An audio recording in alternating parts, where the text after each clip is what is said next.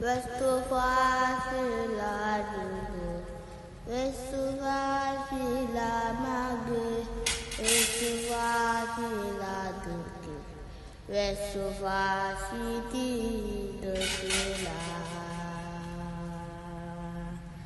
Kele ulu, kele, Fomo maula, Somajai emisi, Lege wovenu sai,